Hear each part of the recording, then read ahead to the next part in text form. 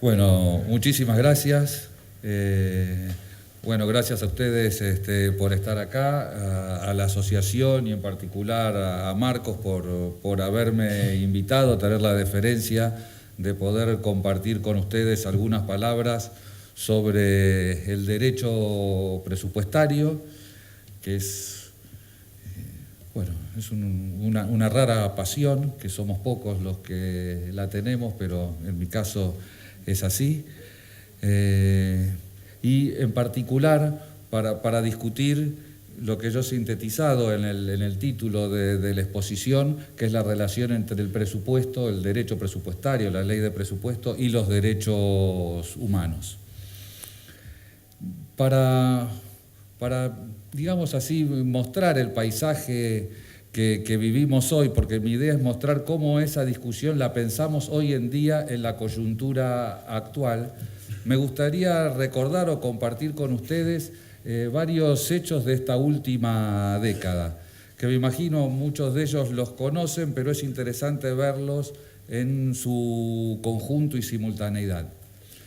El primero que me gustaría mencionar es la suscripción del Fiscal Compact. Me imagino que hoy a la mañana Jesús en su exposición lo debe haber mencionado. En el 2012 se firma un tratado intergubernamental entre los países de la zona euro como consecuencia de la crisis del año 2008, y ahí se establecen una serie de reglas fiscales, reglas presupuestarias más estrictas de todas las que ya existían, como ustedes saben, en el proceso comunitario europeo desde su primer tratado originario, y un sinnúmero, yo diría a esta altura, laberíntico de reglas sobre las restricciones presupuestarias. En ese tratado intergubernamental, una de las cláusulas es que los países se comprometen a incorporar las reglas fiscales al máximo nivel jurídico nacional. En ese camino, en ese año, en el año 2012, Italia reforma su constitución de posguerra del año 48, una constitución muy interesante porque está basada en el trabajo, es lo que dice al inicio de la Constitución, y que ya tenía un artículo 81 donde existía la institución del pareggio del bilancio, pero en virtud del Fiscal Compact, Italia reforma su Constitución y hace una regla fiscal más estricta que aquella que tenía. En el año 2016, la Corte Constitucional, ustedes saben que Italia tiene un sistema de control concentrado de constitucionalidad y hay un tribunal que se encarga de esa tarea, que es la Corte Constitucional, en una decisión 275 del 2016, tiene que resolver una cuestión justamente de un conflicto entre derechos y esta cláusula. Se trataba de un caso sobre los derechos con las personas con discapacidad y, claro, el Estado italiano tomó medidas de ajuste y, como es un Estado regionalizado, digamos así, es decir, un Estado unitario que se regionalizó, el Estado central va dictando recortes y esos recortes se van transmitiendo a cada unidad institucional más pequeña. Y en virtud de todo eso se redujo las asignaciones para la educación de las personas con necesidades especiales. El caso llega a la Corte Constitucional y es muy interesante lo que dice, porque ahí se afirma de forma muy contundente que son los derechos lo que condicionan al presupuesto, no el equilibrio presupuestario. No tiene capacidad para afectar el núcleo indisponible de los derechos constitucionales. Una sentencia realmente muy interesante de la Corte Constitucional italiana. Como cuarto hecho, también como consecuencia del Fiscal Compact, España también modifica su constitución.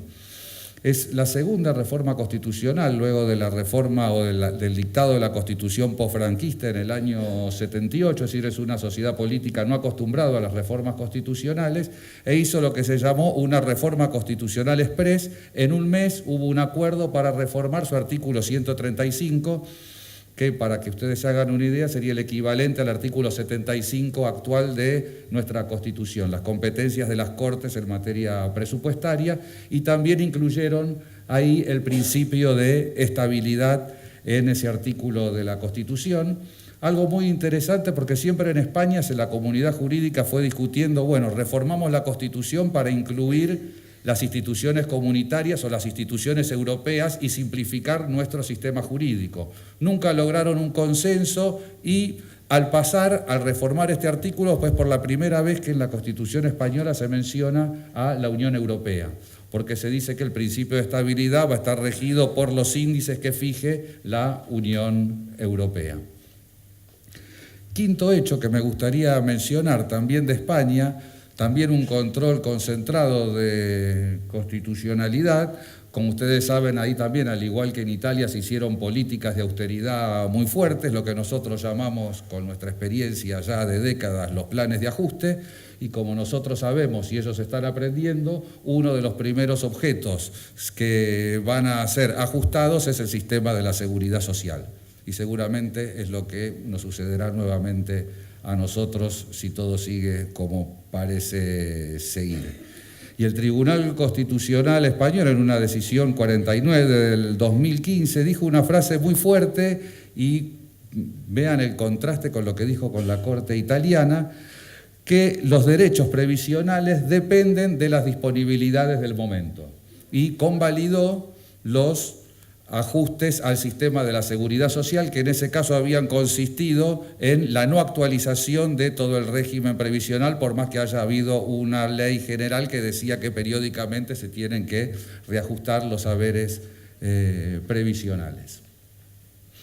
Como sexto hecho, en el año 2016, el Comité de los Derechos del Niño, que es un órgano de las Naciones Unidas, es el órgano que aplica una convención, que es la Convención Internacional de los Derechos del Niño, que ustedes saben, estos órganos dictan diferentes tipos de documentos. Uno de los documentos que dictan, quizás los más importantes por su alcance general, son las observaciones generales, es decir, interpretaciones generales que hace el comité sobre los términos del convenio sobre los derechos del niño. Esto tiene muchísima significación, por ejemplo, para el derecho argentino, pues todos sabemos que en la Constitución actual los tratados internacionales de derechos humanos tienen la misma jerarquía de la Constitución, y en el texto de la reforma se incluyó una expresión medio esotérica que dice que esos tratados están incorporados bajo las condiciones de su vigencia, término que podría ser interpretado de diversas maneras. La Corte consideró que en las condiciones de su vigencia es de acuerdo a la interpretación que hace el órgano encargado de aplicarlo internacional. Eso significa que para nuestro derecho argentino nosotros tenemos que tener en cuenta la Convención del Derecho del Niño más la interpretación que hace este órgano, este comité. Bien, en el año 2016 dictó su observación general número 19, y es la primera vez que uno de estos órganos dicta una observación general exclusivamente dedicada a la materia presupuestaria. Esta se denomina Observación General sobre la elaboración de presupuestos públicos para hacer efectivos los derechos del niño, interpretación del artículo 4 de la Convención. Y como después me voy a referir con más detenimiento al contenido, pero lo quiero señalar como un hecho significativo. Un séptimo hecho también en el año 2016, y si quieren venimos a Latinoamérica. A fin del año 2016 en Brasil, el gobierno de Temer, luego del juicio del jury a su presidenta Dilma, un gobierno que en principio, de forma moderada, podríamos decir que tiene una legitimidad bastante débil, sin embargo, acomete una reforma constitucional y se reforma la Constitución de Brasil, incorpora algunas cláusulas transitorias. ¿Y cuál es el objeto de esa reforma? La materia presupuestaria.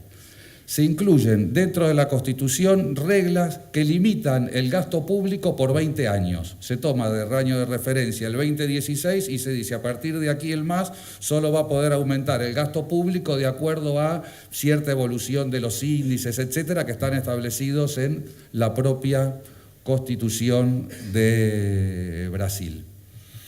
Y como último hecho, el octavo si no me equivoco, este año 2017 la Ciudad de México adquirió autonomía y dictó su propia constitución, un fenómeno análogo a la Ciudad de Buenos Aires, que tiene autonomía según la Constitución del año 94 y que tiene su propia constitución. La Constitución de la Ciudad de México tiene diversas reglas muy específicas sobre la hacienda pública y que, a mi entender, son un resumen de muchas décadas de procesos constitucionales referidos al presupuesto. Hay un artículo, el 5A3, que me gustaría leerles y que dispone lo siguiente: el ejercicio de la hacienda pública, o sea, se refiere a toda la actividad financiera pública, entonces incluye la actividad presupuestaria, se orientará al cumplimiento efectivo de los derechos. Expresión conceptual, a mi entender, de mucha fuerza. ¿Qué muestran todos estos ejemplos que yo les mencioné y podría haber señalado algunos otros más? Yo diría, parafraseando una frase del siglo XIX, y es que hay un fantasma que recorre el mundo, ¿no? No es ese fantasma del siglo XIX, sino es otro, y es el de las restricciones financieras, el de las restricciones presupuestarias, el de los ajustes, el de la austeridad, la expresión que a ustedes más le agrade o más científica o más del vocabulario coloquial. Y lo que muestran todos estos ejemplos muestra que el proceso no es lineal, que lo que está sucediendo hay una tensión muy fuerte, porque vemos situaciones, y todos los ejemplos que yo les mencioné tienen la peculiaridad de que son todos elementos objetivos del derecho positivo, es decir, no son opiniones políticas, consideraciones, reflexiones, sino hechos objetivos que suceden en el desarrollo del derecho positivo contemporáneo. Tenemos, por un lado, decisiones que van en vías de la restricción financiera y, por otro lado, tenemos otra serie de decisiones que van en la afirmación de los derechos fundamentales, los derechos humanos, es decir, los derechos de las personas. Es decir, hay una tensión entre restricciones financieras y derechos fundamentales, dirían los europeos, nosotros decimos en general derechos humanos. ¿Y cuál es la tensión? ¿No? Hay un constitucionalista alemán, quizá uno de los más importantes de los últimos años, Peter Haberle, que él planteó el dilema. Es interesante que no lo planteó ahora, sino que lo planteó en los años 80, en unos trabajos sobre la administración prestacional, que es, bueno, no casualmente lo hace un constitucionalista alemán, porque en el derecho administrativo alemán es un tópico central, al menos desde la Constitución, la ley de Bonn del año 49, y Peter Haberle se hace la siguiente pregunta que me gustaría leerles. ¿Deben los derechos fundamentales darse solo en la medida de la capacidad de prestaciones económicas del Estado? ¿O el Estado debe ser prestacional en la medida que reseñen sus derechos fundamentales? Es decir, ante conflictos concretos que vivimos nosotros cotidianamente en nuestra sociedad, ¿qué tiene que tener más peso? ¿Y qué va a ser lo que en definitiva va a primar? ¿Los derechos que establecen las constituciones, los tratados internacionales de derechos humanos, o las capacidades financieras, las restricciones financieras que en cada momento pueda señalar el sistema político?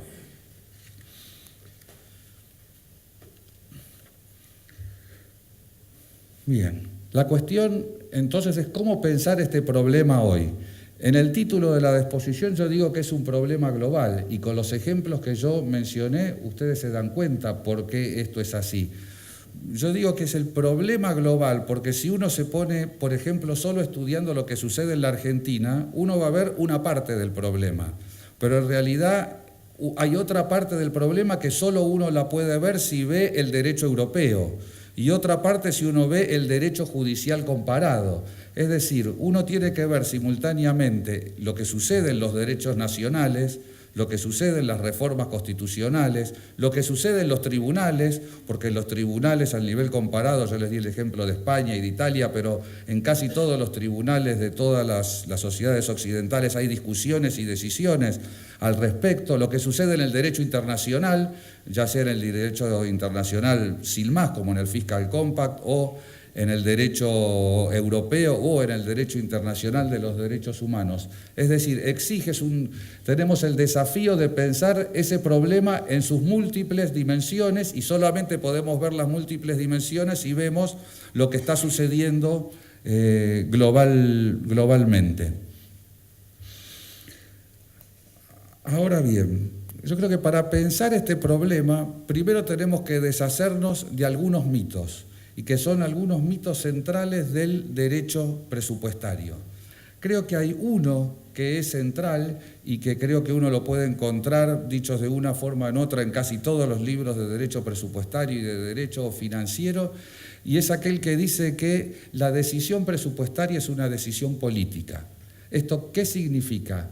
Significa que en las constituciones, como es habitual, hay reglas presupuestarias, pero esas reglas presupuestarias aquello que establecen son competencias que le corresponde a los parlamentos, asambleas, cortes, etcétera, y que le corresponde a los poderes ejecutivos, ¿sí? A los primeros ministros, a los presidentes, etcétera. Y en algún sentido todo lo que está regulado es quién puede hacer algo, quién es competente y cuáles son los procedimientos para tomar cada una de esas decisiones. De tal forma que aquello que luego se puede controlar es aquello que decidió el legislador, es decir, hay un control de la ejecución de la ley de presupuesto, por ejemplo, un control al interior de la administración o un control externo que puedan hacer los órganos externos en general de carácter parlamentario, pero aquello que se decidió a través de la ley, eso es algo político que, primero, no está sujeto a ningún estándar jurídico, segundo, no está sujeto a ningún tipo de control, por lo tanto es una decisión muy extraña y acá Mario, que es profesor de Derecho Administrativo, creo que lo va a saber mejor que yo, que se hable en la doctrina y en el derecho de una decisión absolutamente discrecional, como habitualmente se considera la elección del gasto público, es decir, en qué va a gastar el Estado. De ahí que si nosotros vemos la bibliografía y los análisis habituales, casi todos los análisis son económicos, es decir, cuáles son los efectos, características, consecuencias económicas o la evaluación económica de aquello que decidió el legislador, o en todo caso debates políticos sobre lo conveniente, qué interés o qué no interés, qué poder o no poder se ve influencia o se ve beneficiado por las elecciones legislativas en materia de gasto público. Pero no hay una regulación sustantiva, o se cree que no hay, sobre esa decisión. Eso hace creer, en esa visión yo diría tradicional del derecho presupuestario, que el espacio político, si ustedes quieren, de lo presupuestario es la relación entre el Ejecutivo y el Legislativo. Y entonces, en general, todos los intereses están enfocados en qué hace el legislador y el ejecutivo uno con respecto a otros, cómo se ejecuta, cómo se modifica la ley de presupuesto durante la ejecución, cómo se controla, es decir, todas unas cuestiones, si ustedes quieren, procedimentales o sobre contenidos ya decididos, pero que no pueden ser evaluados. Creo que ese mito está puesto en duda por el derecho positivo y yo creo que es algo que la doctrina hoy en día lo tiene que asumir. Porque finalmente la decisión presupuestaria es una decisión que está enmarcada en los estados de derecho y en los estados de derecho no hay decisiones absolutamente discrecionales. Habrá criterios o implícitos o expresos en el ordenamiento que permitan evaluar jurídicamente si una decisión es constitucional o no. En ese sentido, para mí hay un hito histórico que es la Constitución Española del año 78, que tiene un artículo, que es el artículo 31, que regula lo sustancial financiero, que tiene su inciso, que es el segundo, y que es por primera vez en una Constitución donde se establece un criterio material de justicia sobre los gastos públicos y se dice que los recursos tienen que ser asignados de forma equitativa. Se establece un estándar, sujeto evidentemente a interpretación, como todo estándar constitucional es amplio, pero por primera vez un constituyente dice los gastos públicos deben realizarse de acuerdo a un criterio material de justicia que es la equidad. Y los propios constituyentes en el momento de ese proceso, porque es interesante, porque esa cláusula no estaba en el proyecto de constitución, fue incluida en la discusión, el convencional que lo incluyó, que es el convencional Fuentes Quintana, expresamente dijo: hasta ahora hemos pensado la justicia en el tributo a través del principio de igualdad, de la capacidad contributiva, etcétera, los conceptos que se fueron elaborando para determinar que los tributos no pueden ser decididos de forma discrecional, sino que están sujetos a pautas jurídicas. Él dijo, lo mismo tiene que suceder con el gasto público. Entonces tenemos que pensar una justicia tributaria y una justicia de los gastos públicos y ambos conformar una justicia de la hacienda pública. Todo eso tiene que estar en la Constitución y todo eso a su vez va a permitir un control de constitucionalidad de la legislación presupuestaria. A mi entender, y acá si me permiten hago un cambio de plano conceptual respecto de lo que venía hablando. Creo que tenemos que cambiar la manera de pensar de la disciplina que hago yo, que es el derecho financiero y en particular el derecho presupuestario. Y creo que ese giro conceptual es un giro constitucional. ¿Qué significa esto? No podemos pensar más el derecho presupuestario desde una óptica puramente intrapresupuestaria. Tenemos que subir un nivel más. Y yo creo que eso significa que tenemos que repensar nuestro derecho constitucional. No sé cuántos son abogados en esta sala, pero los que son y los que no lo son habrán en general oído hablar que el derecho constitucional en general y en su versión simplificada se considera dividido en dos sectores, que a grosso modo resumen lo esencial de lo constitucional. Por un lado, una organización del poder, ¿no? Características, división de poderes, un sistema que se organiza, o presidencialista, o parlamentario, etcétera. Todo un sistema de organización del poder, las partes orgánicas de las constituciones. Y por otro lado, en las constituciones contemporáneas, liberales, constitucionalistas, alguna declaración de derechos, las partes dogmáticas de la Constitución. Y en general sobre esa bipartición están estructurados los libros de enseñanza del derecho constitucional, sí, un derecho constitucional dogmático y un derecho constitucional orgánico.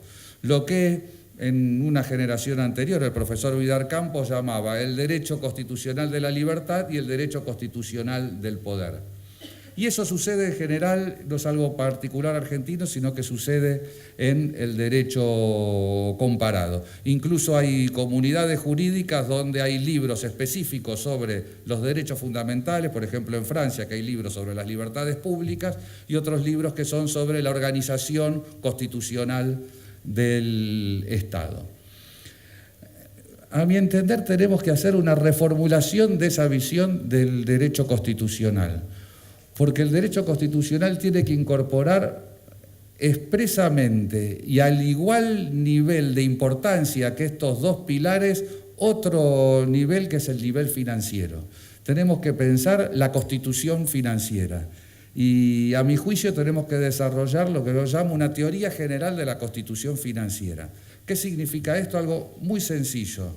Una constitución, si quiere realizarse, necesita pensar, a mi juicio, forzosamente, cómo esa constitución va a ser financiada.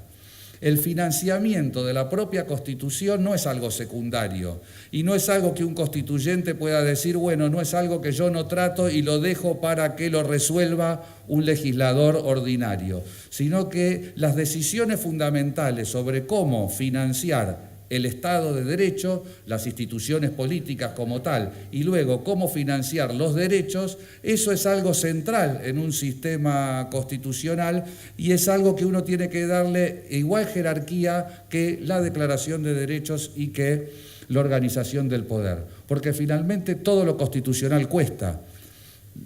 organizar un congreso es algo costoso. Organizar una elección democrática para que conformar ese congreso es algo costoso. El producto de ese congreso, que es la ley, eso tiene un costo. A realizar un control también tiene un costo, ejercer el poder ejecutivo también lo tiene, y lo mismo sucede en los derechos. Los derechos no son gratuitos, el derecho de la seguridad social tiene un costo, el derecho a la vivienda, el derecho a la salud, el derecho de acceso a la justicia, todos esos derechos tienen costos y costos bastante significativos. Eso implica, dentro de nuestra tradición jurídica, un giro copernicano de lo que significa el derecho financiero, porque no se trata solo, como veníamos haciendo hasta ahora, de estudiar un instituto y ver cómo es luego su regulación constitucional, sino se trata de pensar que lo financiero, que la hacienda pública, que las finanzas públicas con su institución vertebradora, que es el presupuesto, es una pieza central de la lógica constitucional. Y eso creo yo que es o debe ser nuestro punto de partida para poder pensar esta tensión y este conflicto entre las restricciones financieras y los derechos fundamentales. Porque finalmente esta constitución financiera, que es una pieza de la Constitución, va a tener que estar estructurada en función de los valores y las características que tenga el Estado de Derecho que se establezca. Entonces, si es una característica la división de poderes tendrá que incidir en la actividad financiera. Si una característica es la organización democrática, eso incidirá en la actividad financiera. Si es una democracia participativa, eso incidirá, por ejemplo, en el aspecto presupuestario. Y si hay declaraciones de derechos, son la actividad financiera la que va a tener que ser pensada en función de esas declaraciones de derechos que están establecidos en nuestras constituciones.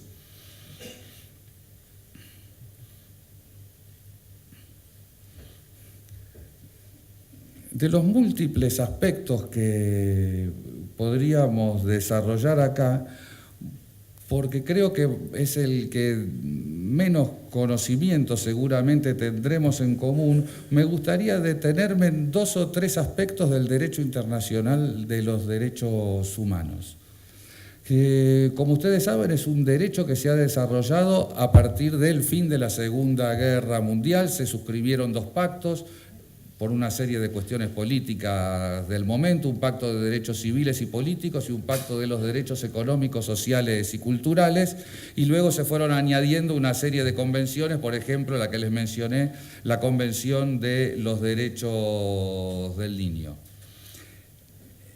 Estos órganos internacionales que aplican los tratados, es muy interesante ver que desde que se establecen, que desde los años 70 hasta el día de hoy, viene generando una doctrina presupuestaria, es decir, órganos encargados de reflexionar y de interpretar los derechos humanos o cuáles son las características generales de los derechos humanos en el ámbito internacional, vienen reflexionando sobre cómo debe ser la práctica o la política presupuestaria a la luz del derecho internacional de los derechos humanos. Y es muy interesante que en más de un documento se dice expresamente que la política financiera de los estados no es discrecional, porque es una política que recibe condicionamientos del sistema internacional de los derechos humanos.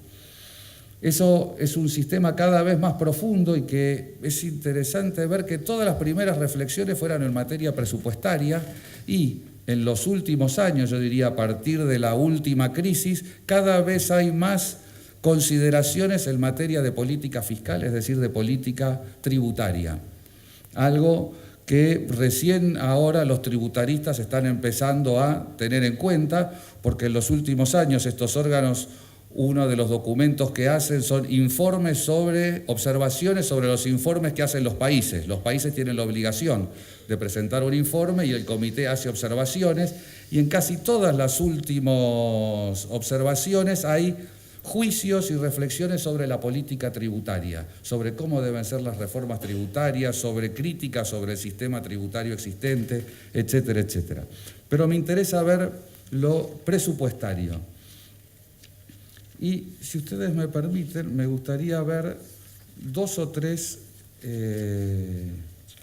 puntos centrales que surgen de este entramado jurídico, que es un entramado muy complejo, ¿sí? Porque hay un sinnúmero de documentos que se generan.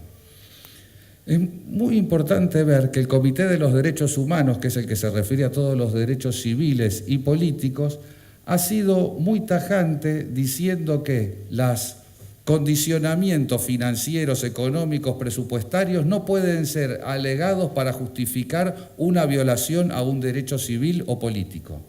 Y es interesante porque no es que ha puesto excepciones, ni matices, ni posibilidad de que el Estado pueda aprobar algo. Dijo, si hay un derecho, ese derecho está establecido, tiene una obligación inmediata por los Estados y los Estados no pueden alegar razones económicas para justificar una violación a uno de estos derechos. Por ejemplo, lo ha dicho en particular en una observación general número 31 referido a las condiciones de detención de las personas privadas de libertad, y dijo que los derechos de las personas privadas de libertad, dice literalmente, no puede depender de los recursos materiales disponibles en el Estado parte. Es decir, que respecto a todo este conjunto de derechos, al menos de acuerdo a la doctrina internacional de los derechos humanos, que a su vez es derecho positivo para el derecho argentino, no podría alegarse alguna restricción financiera para justificar alguna lesión de estos derechos. Y de hecho, esto es lo que ha dicho nuestra propia Corte Suprema, al menos en dos precedentes que ya tienen bastantes años, uno que se llama Rubén Badín y el otro que se llama Verdisky. Este último es más interesante porque es un caso estructural y donde el primer caso también es interesante, pues es un caso de responsabilidad del Estado, era un incendio en la cárcel de Olmos, en la provincia de Buenos Aires, y el Estado pretendió excusarse diciendo que no tenía recursos suficientes como para mantener en condiciones el establecimiento penitenciario. Y la Corte con claridad dijo, mire, esas no son razones válidas para no cumplir con los derechos de las personas privadas de libertad. El segundo caso es más complejo porque es un caso estructural, no era una situación individual de una única persona, sino que lo que estaba evaluando es todo el sistema penitenciario de la provincia de Buenos Aires a la luz de los estándares internacionales de derechos humanos. La provincia también alegó sus restricciones financieras y la Corte reprodujo sin más lo que había dicho 10 años antes en el caso Badín. Es decir, que las carencias presupuestarias no son una razón suficiente para justificar la lesión de un derecho fundamental. No quiero avanzar en esta cuestión judicial, pero acá hay muchísimos ejemplos en el derecho comparado. En particular, con las personas privadas de libertad hay una enorme jurisprudencia vinculada a la materia presupuestaria en el derecho norteamericano, tanto al nivel estadual como al nivel federal.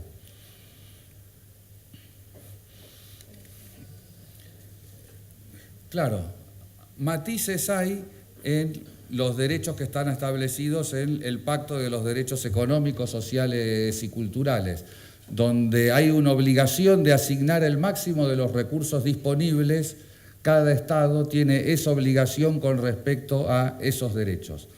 Y el comité primero tuvo una actitud vacilante, pero a partir de una observación general, en particular de la número 14, dedicada al derecho a la salud, y eso se mantiene hasta el día de hoy, ha señalado que los derechos tienen un contenido mínimo esencial, esto lo venía diciendo desde la observación general número 3, pero lo que dice desde la observación general número 14, que ese contenido mínimo es inderogable.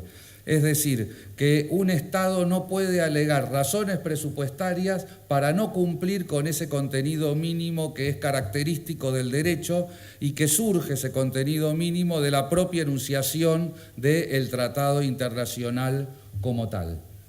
Y entonces esto se aplica al derecho a la salud, al derecho a la vivienda, al derecho a la alimentación, al derecho al agua, al derecho a la seguridad, etc. Y a su vez, ese comité, en diferentes observaciones generales, ha especificado cuáles son algunos de los contenidos mínimos para cada uno de estos derechos. 5 minutos. Bien. La observación general número 19, la verdad, lo recomiendo a todos para leer porque tiene innumerables reflexiones sobre cómo debe ser el presupuesto a la luz de los derechos humanos. Y les doy un ejemplo para que vean lo incisivo de la observación. En varios parágrafos toma el ciclo presupuestario y entonces dijo, bueno, un presupuesto de acuerdo a las técnicas habituales tiene un proceso de creación, de aprobación, de ejecución, de control, de rendición de cuentas, etc. Y entonces en esa observación se va tomando cada fase presupuestaria y se va diciendo cómo debe transformar cada Estado lo que venía haciendo en función de que existe un tratado internacional de derechos humanos vinculado a los derechos del niño. Por ejemplo, dice, está bien, se tienen que utilizar las clasificaciones internacionales habituales, pero también tiene que haber una clasificación tal que permita ver cuánto gasta el Estado con respecto a los derechos del niño. Y es tan precisa la observación que dice que tiene que haber clasificaciones por la edad de los niños, por el grado de vulnerabilidad, por la distribución geográfica. Es decir, ¿qué es lo que está diciendo el comité? El presupuesto mismo tiene que hacerse desde una óptica de los derechos humanos, a fin de que pueda ser luego evaluado en términos de derechos humanos y entonces puedan establecerse indicadores con respecto a cada uno de los derechos.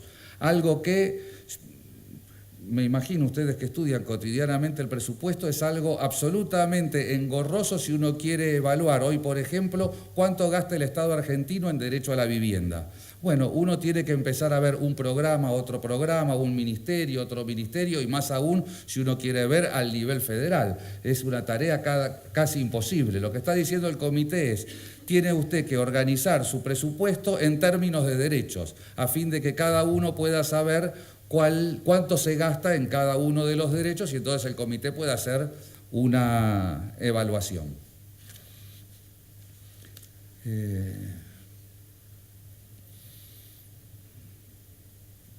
Como ustedes ven, desde el ámbito jurídico, y con esto termino, tenemos un enorme desafío, ¿no? Un enorme desafío que nos plantea la coyuntura actual, porque finalmente los derechos no es algo abstracto y que tenga un valor en sí. Lo que hacen los derechos es proteger situaciones o libertades que consideramos valiosos, ¿no? Consideramos valioso la salud o la libertad de movimientos, entonces la manera de proteger esos bienes es crear un derecho para protegerlos.